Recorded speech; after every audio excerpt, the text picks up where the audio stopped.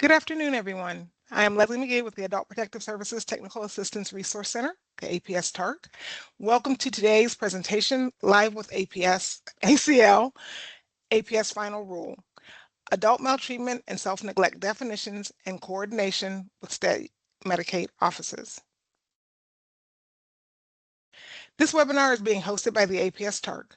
We work with states to enhance the effectiveness of APS programs by supporting our partners' use of data and analytics, applying research and evaluation to practice, encouraging the use of innovative practices and strategies, and providing APS programs with individualized technical assistance. We're here to help APS programs in any way that we can. This webinar is being recorded, and everyone who registered for this webinar will receive an email when the recording has been posted to the APS TARC YouTube channel in 2 to 3 weeks. Slides for this presentation will be posted along with the recording, and you will be able to download them from there. If you require live captioning assistance for this webinar, please go to More, the 3 dots on the menu at the top of your Teams window, select Language and Speech, and then select Live Captions. The chat and QA features are not available during this presentation. Please send all questions and comments to aps@acl.hhs.gov. Our presenters today are Stephanie Whittier-Eliason, Director of the Office of Elder Justice and APS, Andrea Callow, Policy Advisor in the ACL's Center for Policy and Evaluation, and Nicole Watts, Aging Services Program Specialist in ACL's Office of Elder Justice and APS. And now I will turn it over to Stephanie.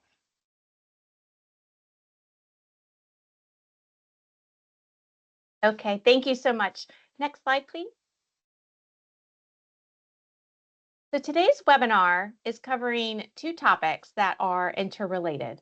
First, we will have Nicole Watts briefly remind APS programs about requirements under the APS rule and opportunities for coordinating with state Medicaid programs, especially around the issues of adult maltreatment and information sharing. The portion is not a training on Medicaid nor on the Access Rule. However, as you will hear during the segment, the timing for implementation of the tool rules is aligned, and we want to make sure that our APS programs are aware of the intersections with the Access Rule as it pertains to today's topic. The second segment today will be presented by Andrea Callow, who will walk us through the adult maltreatment definitions and requirements in the APS rule. Today's discussion is focused on the definitions in the rule of adult maltreatment, specifically abuse, neglect, financial exploitation, and sexual abuse. We are not covering self-neglect today. That will be covered in a future webinar. And additional guidance on the remaining definitions will also be covered in a future webinar. The third part of today's presentation is a question and answer segment. Participants were asked to submit questions to us at the time of registration for this webinar, and we reviewed all those questions and identified those that were most frequently asked. At the end of each of the segments, we have reserved time to respond briefly to those. We may not get to all of them. We may not get to all that we have planned, and we also might not address the specific question you submitted at registration, but be assured, we are in the process of creating technical assistance materials to accompany this and other webinars, and we will be responding to all questions we receive regarding the APS rule. We will make those available as soon as they have completed the review and clearance process. And finally, as Leslie said, we are not able to field live questions during this webinar. If you do have questions about the content of today's presentation or any other portion of the APS rule, please send them via email to aps@acl.hhs.gov. Okay, so I had the honor and privilege of giving you the overview of today's agenda, and I'm going to turn it over now to Nicole Watt.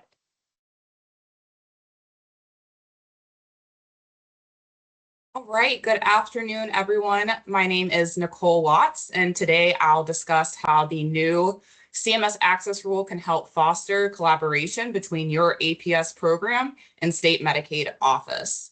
As Stephanie mentioned, this is not a training on the Access Rule, but rather a focus on key aspects that may impact APS compliance. Our goal is to provide information to support smoother collaboration with local Medicaid offices. ACL and CMS collaborated on language in both the APS and Access Rule regarding adult maltreatment, ensuring individuals do not fall through the cracks. We encourage APS offices to engage with Medicaid to discuss regulations and how best to work together. We hope that these next slides help facilitate that conversation. And next slide, please.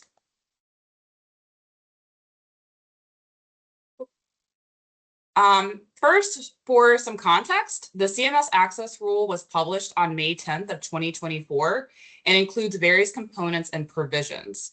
For full review, you can locate the Access Rule on the Federal Register, and you can also go to the CMS Access Rule webpage.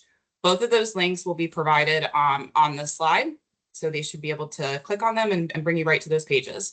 The Access Rules framework focuses on a regulatory strategy with three key components, which includes promoting transparency, standardized reporting, and enhanced accountability and home and community-based waivers, or HCBS. Today, we'll focus on the HCBS provisions specifically related to the incident management systems and critical incident reporting. This provision requires states to meet nationwide standards for monitoring HCBS programs. Before we explore its impact on APS programs, let's review some key compliance states for the Access Rule. Next slide, please. There are two compliance dates related to critical incidents that are under the Access Rule. By July 9th of 2027, states must meet the requirements listed on this slide. Please note that this list only briefly summarizes the requirements under the critical incidences, and you should refer to the Access Rule for a full description of each of these requirements. What we're going to touch on today are the three requirements that are bolded in the list on the slide. Next slide, please. This last requirement under the CMS Access Rule on critical incidents mandates that states operate and maintain an electronic incident management system to identify, report, triage, investigate, resolve, track, and analyze critical incidents. The compliance deadline for this requirement is July 9th, 2029. This extended timeframe reflects the need for states to build or enhance their existing HCBS critical incident systems to come up into compliance. Again, we want to emphasize that given the significance of these requirements for states, and given the first critical incident compliance date, 2027, is earlier than that of the APS rule, 2028, it is crucial for the state APS program to engage with your state Medicaid office now. By doing so, your APS program can stay informed and may be considered in future system designs related to reporting, data sharing, and coordination with other state entities. Next slide, please.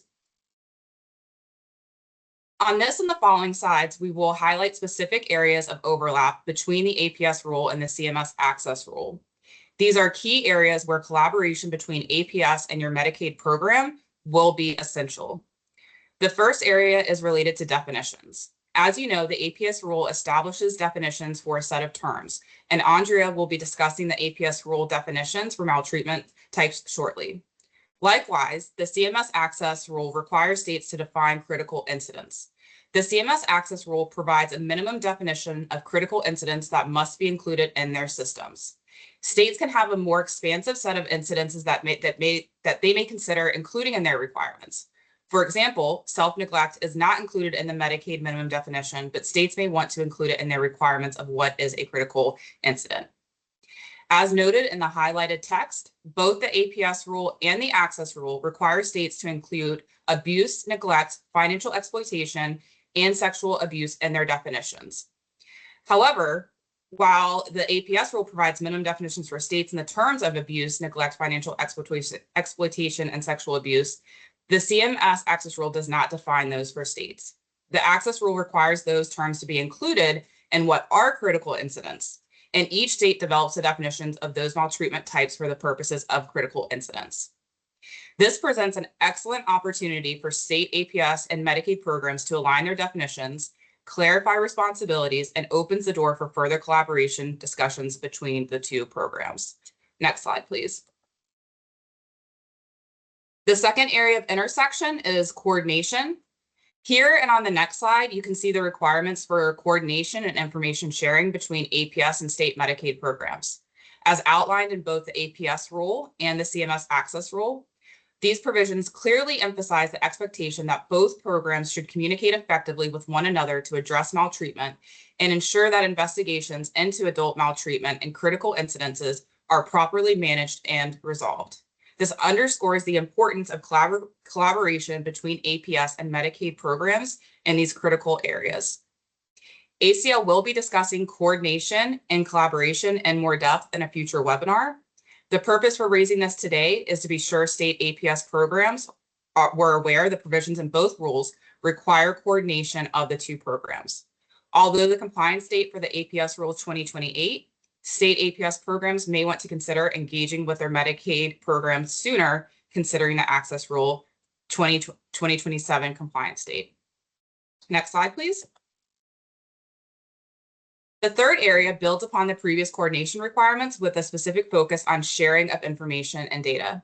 As you can see, the APS rule aligns closely with the Access Rule, which further supports collaboration through information and data sharing between state APS and state Medicaid programs. While the compliance date for the data system requirements under the CMS Access Rule is not until 2029, the compliance date for the information sharing requirements for state Medicaid programs is 2027. And state Medicaid offices have already begun thinking about what they need to do in order to meet the requirements in these provisions. Next slide. To reiterate, ACL will be discussing coordination and collaboration in more depth in a future webinar. However, based on the requirements in the Access Rule for state Medicaid programs, state APS programs may want to engage with their Medicaid programs sooner. And I feel like we've said it a couple of times, so hopefully that's a really good takeaway. There is somewhat of a carrot we'd like to make sure that state APS programs are aware of related to coordination with state Medicaid programs, which is funding.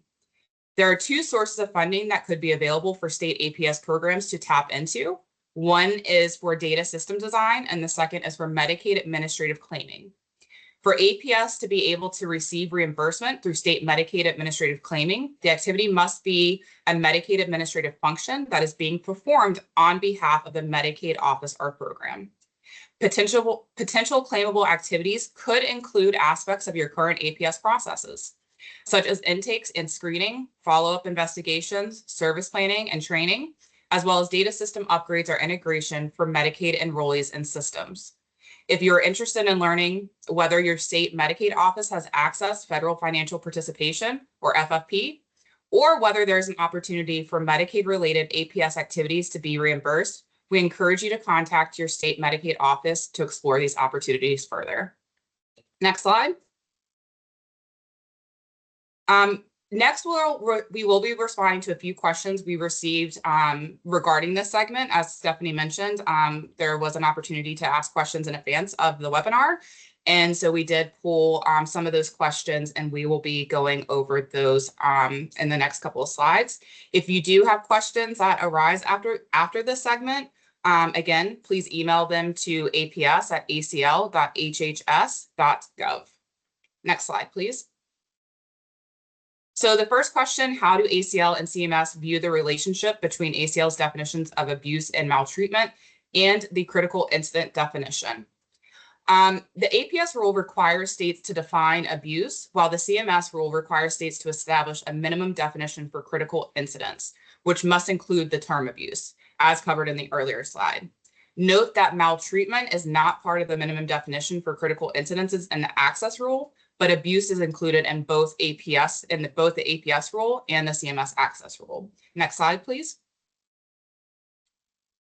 How do ACL and CMS see the relationship between state APS programs and state Medicaid programs working, and what does that collaboration look like?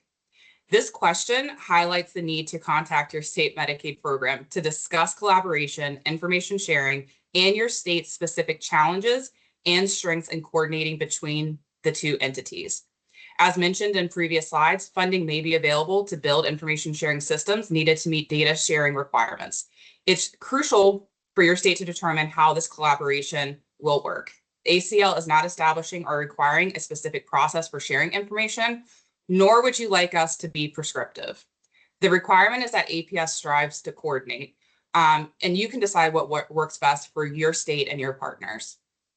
Next slide.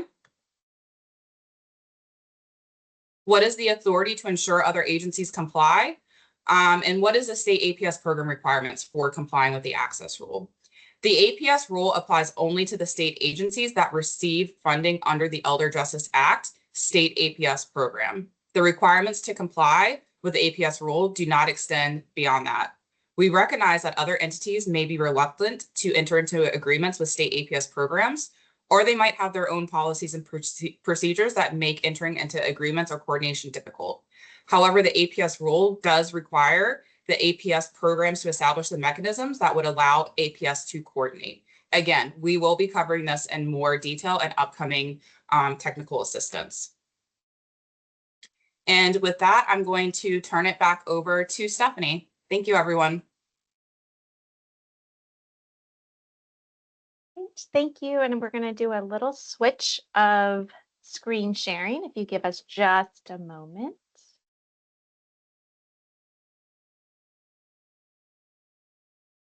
So as we pull up the second set of slides, we're going to be talking, I'm going to set a little context. This next segment is the introduction to the APS final rule, adult maltreatment definition. And we will, there we go, hooray, thank you so much. The bulk of the webinar is going to cover this. The definitions. We wanted to walk through the CMS portion up front as it relates to the access rule because there is an intersection, as Nicole described, between the requirements in the APS rule and those in the access rule.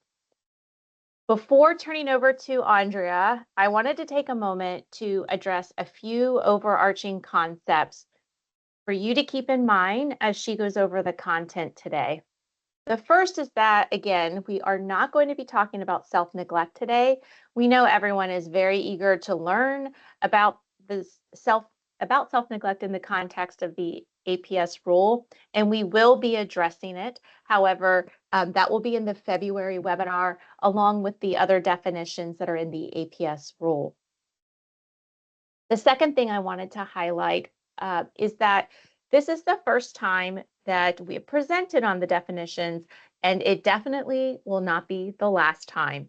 This is just an initial introduction to the final rule's overarching concepts for the definitions of adult maltreatment. As I mentioned before, and I will again at the end, we do have other webinars that are planned, other technical assistance materials that are being developed, and more targeted, individualized technical assistance that we will be delivering over the next year. And I want to acknowledge up front that this portion of the webinar is going to provide answers that you all have been seeking, but it is also going to generate a lot of questions. Just wanted to preface this before turning it over to Andrea.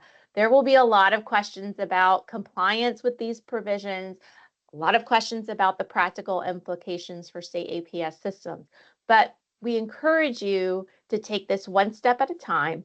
And remember, what we are presenting today is how to view or consider the definitions in the APS rule when assessing how your state definitions match up. It will be hard to understand how the rule will affect your particular state without understanding or looking into your specific provisions, all of your provisions, excuse me, in their entirety, not by individual section. This will make much more sense as Andrea walks you through the definitions and the components, as well as some of the concepts. So with that, I will turn it over to Andrea, and I will take it back up towards the end. All right, thank you, Stephanie. So again, my name is Andrea Callow. I work in our Office for Policy Analysis and Development at ACL. And I'm going to walk us through an overview of our APS definitions. So to start us off, I'll just take a moment to look at sort of the underlying purpose and function of definitions in APS. What is the point of an APS program having a definition for abuse, neglect, financial exploitation, and sexual abuse? What is the practical application of these definitions in APS practice? So first, and what we're going to focus on today, highlighted in the red on this slide there, is for determining eligibility for APS. That is, determining which reports are accepted for investigation and which reports are screened in, which are screened out. And then the second, again, primary application is for the substantiation of an allegation, determining which allegations of adult maltreatment are substantiated and as what. So we're going to look at the definitions application to findings at a later time, and today really focus on that first red bullet, eligibility. Section 1324.402A of the final rule requires state entities establish definitions for the purposes of determining eligibility for APS. The rule sketches out kind of 4 big buckets of qualifiers, and I'm going to run through each of them individually. So they are basically who, what, by whom, and where. We're asking states to define these eligibility parameters in their statute or in their state regulation or policy. So the first is the who. What populations, what alleged victims are eligible for APS? And simply put, this is older adults and people with disabilities in most states. We want to be sure, again, in state statute, regulation, or policy, that the state has defined the characteristics of adults eligible for APS. Now, the final rule defers to state law here. Nowhere does the federal rule say for example, people with disabilities as defined by X must be eligible for APS. The federal rule does, however, require that the state formally establish those eligibility criteria. The second is the what, the specific elements of adult maltreatment and self-neglect that render an adult eligible for APS. The elements of abuse, neglect, financial exploitation, and sexual abuse and self-neglect in the final rule is defined in section 1324.401. And we are asking states to define their elements of adult maltreatment using those federal definitions in section 401 as a floor, as a baseline for their state definitions. I'm going to dig into those federal definitions in just a moment, and I'm going to explain exactly what I mean by, quote, specific element and federal rule as a floor. So we're going to put a pin in number 2 for now. We're going to come back to it and spend the bulk of the presentation breaking that down. The third is our by whom. These are the alleged perpetrators. Who is the person engaging in the harm? What is their relationship to the victim? Are they a caregiver, for example, a family member, someone in an ongoing relationship with the victim? These are just examples we see in states. The alleged perpetrators subject to investigation by APS must be defined. And then finally, the where. These are the settings and locations where adults may experience maltreatment and be eligible for APS in the state. This is where the harm took place. So, for example, the harm might take place in an institutional setting, like a nursing facility or an assisted living facility, or it might take place in a community setting, like someone's apartment. We want states to define that parameter. And again, to be clear, there's no federal requirement under the rule that APS investigate in a particular setting. The rule does, however, require that state entities establish the settings in which adults may experience maltreatment and be eligible for APS, again, through statute, regulation, or policy. We know the majority of states are already defining these parameters. We'll be diving deeper into sub-bullet 2 there, the specific elements of adult maltreatment. But I want to reemphasize that when states are doing their self-assessment of how aligned they are with these definitions, we want them to be considering all 4 parts of Section 402 that we just went through. Now I'm going to invite you to follow me over the rainbow. The presentation is about to get much more colorful. Caveat and reminder, this is just our very first introduction to these concepts and how they're interpreted in the rule. Every state's going to be different, and each state's going to have a really detailed and individualized process for determining whether their elements align with the federal definitions. So as Stephanie said, we're here to help you with that process, which almost certainly will be undertaken in close collaboration with your state's general counsel, and we'll be providing more granular technical assistance between now and next fall. So I hope you'll just enjoy this as an introductory look at the elements of adult maltreatment and eligibility for APS. So we have three sort of fundamental elements of abuse, neglect, financial exploitation, and sexual abuse. That was, again, the what in sort of our four buckets. So the first is the state of mind of the alleged perpetrator, also called the mens rea in criminal law. This is the intention of the alleged perpetrator while they were committing the harm. So a state definition, for example, might say knowing, willful, negligent, or a definition might simply be silent on the state of mind of the perpetrator. The second is the action of the perpetrator or the harm committed, the injury sustained. It might be specific in a definition like hitting or kicking. It might be non-specific or broad like injure or deprive. And this is probably the most important element. It is really foundational to the maltreatment types, to the definitions. And every maltreatment definition is going to contain this element. It's going to specify the action or the harm. And then finally, there is the type of perpetrator or the relationship the perpetrator has with the victim. Again, caregiver, fiduciary, ongoing relationship, or it might be silent and it's not going to indicate a specific perpetrator, or it will be sort of all persons. So now that we kind of know what elements are, I want to get into ACL's sort of review of definitions and how we're going to look at those elements. And we really look at them in their totality for compliance with the federal rule.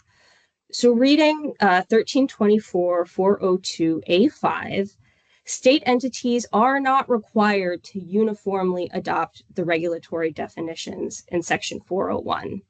That's 401 where the adult maltreatment definitions are. A state does not need to cut and paste from the federal rule into their state statute. I mean, they can if they so choose, but this is not required.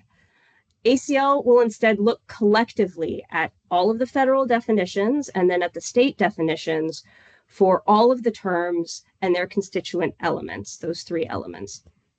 When evaluating state definitions and their component elements for compliance with the federal rule, again, there's no sort of one-to-one comparison between the federal definition and the state definition. We'll look at them all. So I'll give you one common example we use that came up actually in comments to the NPRM, the proposed rule, is the final rule labels a perpetrator knowingly depriving someone of necessary goods and services as abuse.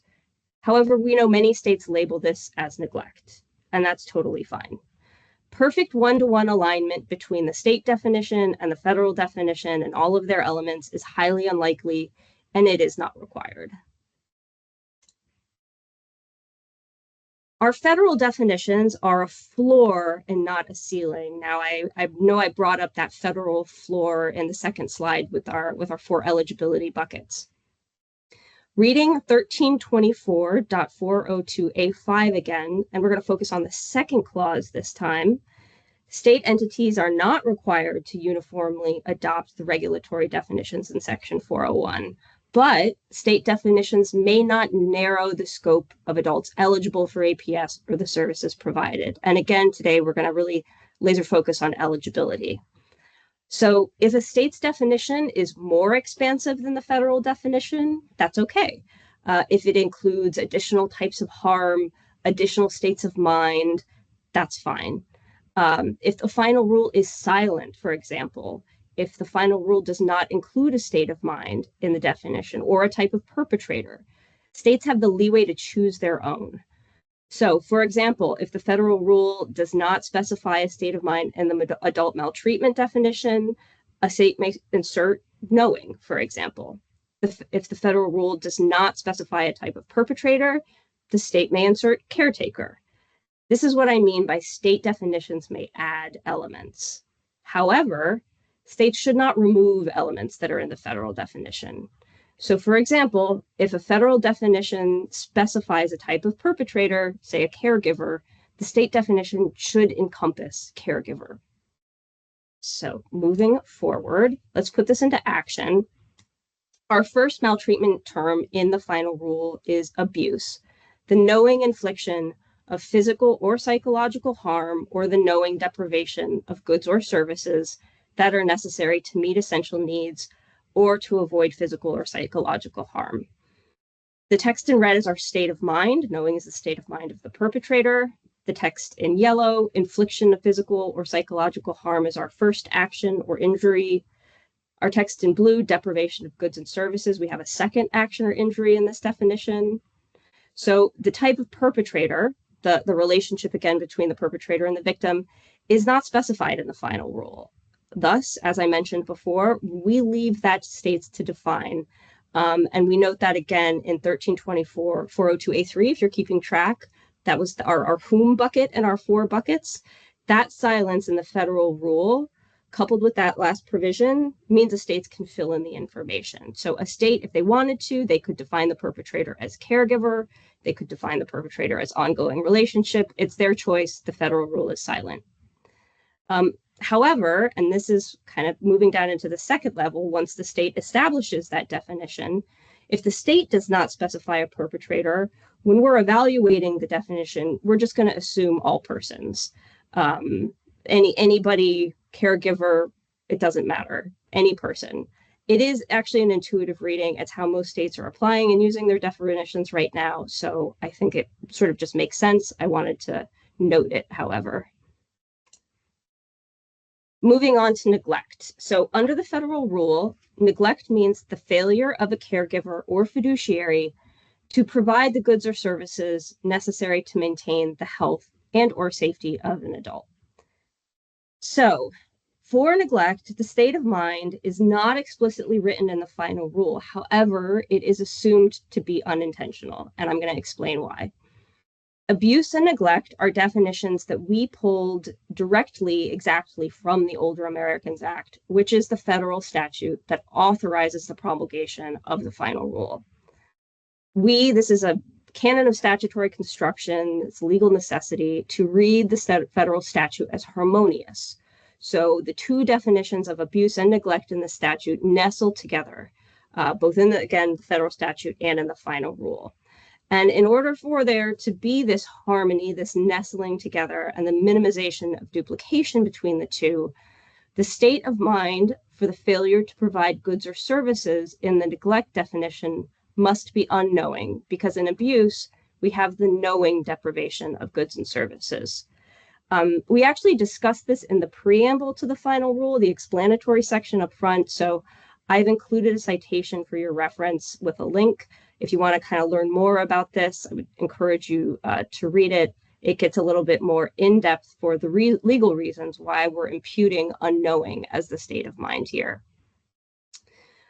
So moving on to our blue text, the failure to provide goods or services to maintain health or safety is our action or our harm, and the type of perpetrator, caregiver, or fiduciary. And coming back to what I said earlier, we've specified this in the final rule. So a state would at least need to include a caregiver or fiduciary. It's an intuitive perpetrator of neglect, obviously a caregiver. So moving forward. Here we go, financial exploitation. It's a little longer one. The fraudulent or otherwise illegal, unauthorized, or improper act or process of a person, including a caregiver or fiduciary, that uses the resources of an adult for the monetary or professional benefit, profit, or gain, or that results in depriving an adult of the rightful access to or use of their benefits, resources, belongings, or assets. No state of mind specified here, so a state may define their own state of mind. Reading this, it seems intuitive. The state of mind is knowing. when you read the definition, although I suppose if a state wanted to capture negligent deprivation of resources, that would be allowable. There are two harms here. One is the perpetrator enriching themselves through an improper act. The other is depriving the adult of their resources. So those are yellow and blue harms. And then the perpetrator, in purple, any person, including but not limited to a caregiver or fiduciary.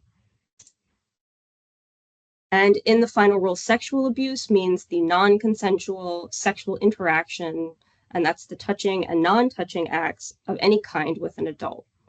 Here, we do not specify a mindset of a perpetrator. I put knowing in brackets because while the final rule is silent, a sexual act is sort of definitionally done with intent. So that's why I included knowing there.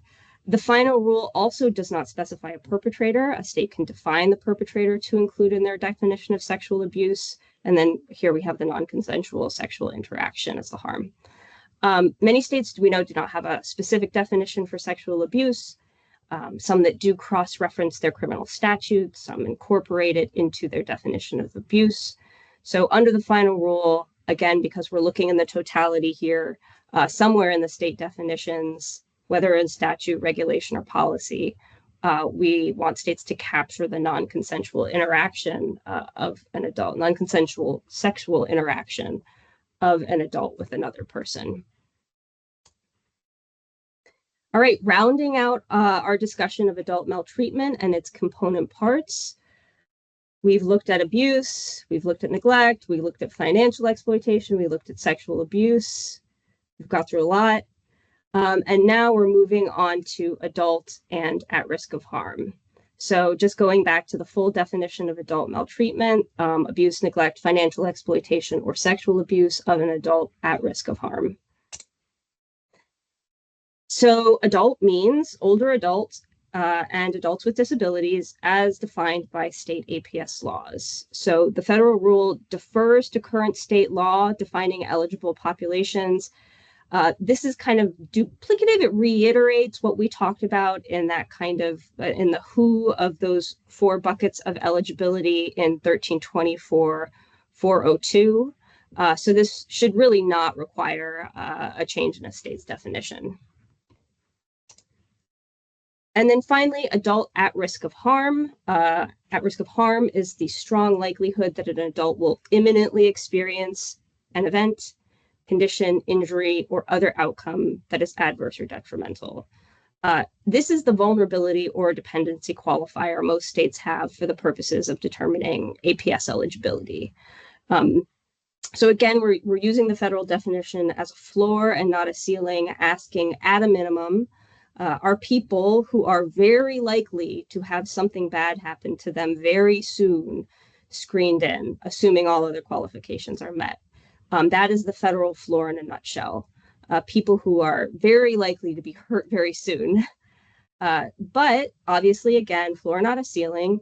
If the state wanted a more expansive definition, for example, adults who are just at risk of harm, that would be fine. It could be imminent harm. It could be harm a long time from now. The state would have, the discretion to decide that. Or a state could have no vulnerability qualifier at all. That would be fine. Adults at risk of harm would be swept in. Others would as well. It would be a wider net, but the state would have met the federal floor. So hopefully, to sum up, stuff to take away from, I know, a very dense presentation. States determine for the purposes of eligibility, the who, the what, the by whom, and the where. The populations eligible and the definition of adult. The who. The elements of adult maltreatment and self-neglect using the federal rule and section 401 as a floor. The what. The types of perpetrators, the by whom, who's performing the harm, and the settings and locations, the where the harm is being inflicted. The elements in adult maltreatment in 401 in each of those abuse, neglect, financial exploitation, and sexual abuse are three: the state of mind of the perpetrator, the type of harm or injury, the type of perpetrator, the relationship between the perpetrator and the victim. And then finally, when looking at definitions of adult maltreatment, states may add elements but they may not subtract elements included in the final rule from their definition. If the final rule does not specify a perpetrator's state of mind or a perpetrator's relationship with the victim, the type of perpetrator, a state may set their own. A state may go above and beyond the floor, the federal floor, and add additional harms, additional perpetrators, additional states of mind, additional elements, but they cannot omit elements if they are in the federal definition. They need to show up somewhere in the state's definitions. And finally, when we evaluate the definitional elements, we're going to look at definitions in their totality. Again, for example, if a state has the harm of abuse in their definition of neglect, that's fine. If they include sexual abuse in their definition of abuse, that's fine. All right, so that was that. Thank you so much for going on that ride with me. We're going to move into our questions. First question, our state uses the term evaluation rather than investigation, and we view these terms as interchangeable. In circumstances where the definition of one term essentially means the same thing as a term in the final rule, do we need to add the term from the final rule? And the answer is no. Again, as long as all of the elements of the definition of investigation are included, the state does not need to change the term. Now, I know we were really just laser focused on our adult maltreatment definitions today, but we wanted to include this one because it's pretty kind of straightforward and hopefully gives you kind of a little bit of an easy roadmap as you start to look at your definitions. Our statute requires that APS clients are endangered adults. Is this too limiting to comply with the federal definition of adult maltreatment? So it depends on how you define an endangered adult. We would compare the state's definition of endangered with our definition of at risk of harm to see if the state's definition at least captured, remember, the strong likelihood that an adult will imminently experience an event, condition, or other outcome that is adverse or detrimental. I reiterate that the federal definition is just a floor. So if the endangered adult were an adult who may at some point without a specified time experience harm, that would be fine because it would capture the imminent likelihood of an adverse outcome. It would be wider, it would capture more, but it would at least capture that federal floor. If a definition is in statute or rule, does not meet the definition exactly or is vague, ACL's definition exactly or is vague, will ACL allow us to use policy or procedures like standard operating procedure to clarify in a way that is consistent with the federal rule instead of changing the statute or the rule? Yes, using policy is fine. A standard operating procedure is fine. Sometimes it's going to make sense for a state to change its statute, sometimes not. Sometimes policy or regulation is the right vehicle. I think our last Live with ACL webinar was a good resource for beginning to map out those types of decisions. Our state's definition of abuse includes a caregiver as perpetrator. Is this allowable definition, or do we need to remove the caregiver? This is fine. We talked, I think, in depth about abuse. States have the discretion to find the alleged perpetrator in abuse because the federal rule does not include type of perpetrator, the relationship between the perpetrator and the victim. The federal rule is a floor. You can remove elements, or you cannot remove elements, but if the federal rule is silent on perpetrator, you can add the element. So hopefully that just reiterates what we went over in abuse. This presentation did not cover all definitions in the APS final rule. When will you be sharing more information?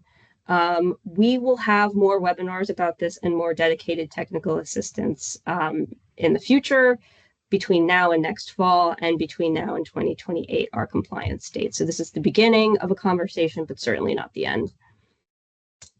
And we made it over the rainbow. Thank you so much. With that, a lot to cover, and I'm going to turn it back over to Stephanie.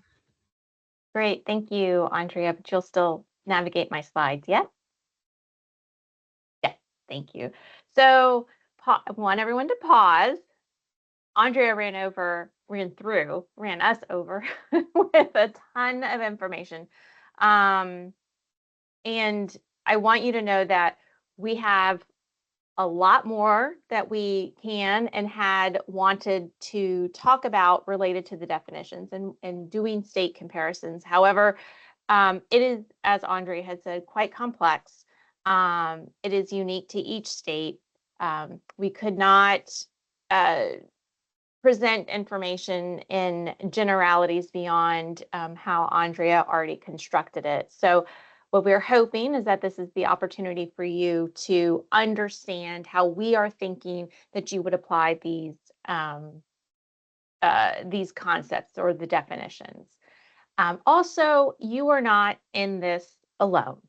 ACL is going to be supporting you all through this process. And next slide, please.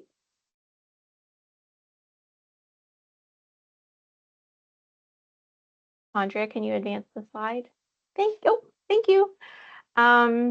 So a reminder, Andrea referenced the webinar that we had in October, and I'm going to do that here as well. The first things that states should be doing is this crosswalk of their existing definitions with the regulatory definitions to ensure that all the elements are incorporated. The October webinar included at least two, I mean, there were more materials, but these two documents are examples of how you can begin to do that. There's the federal versus state comparison worksheet where you would look at the federal definition, map out your state definition, and then identify what do you need to do to really understand whether you are in compliance or not. Who do you need to bring in? Who needs to be responsible or join you in reviewing these and making decisions? And then the other worksheet, the APS final rule kind of next steps document, is where you could use this as a template to outline what are those action steps. Is this a policy, an internal policy change that we would make public? Is this something that requires a regulatory change? Or in fact, is this something that would require a statutory change? We did not anticipate and do not anticipate states needing to make significant statutory adjustments. However, we do recognize that there may need to be some changes either in regulation or policy. Structuring your assessments this way will help you make the plan, doing the crosswalk as Andrea had demonstrated, and then identifying the plan, what needs to be done, who should be involved. These materials are on the APS TARC website. They were developed by the APS TARC to support the states through this process, and additional technical assistance for using these materials is also available through the APS TARC liaison to each state. If you have questions about how to use these or anything related to that, they are there to help you, along with your ACL project officer can help answer questions. Next slide, please. But that is not the only support that ACL has for states. ACL will be providing technical assistance in a number of ways, in addition to the self-assessment materials.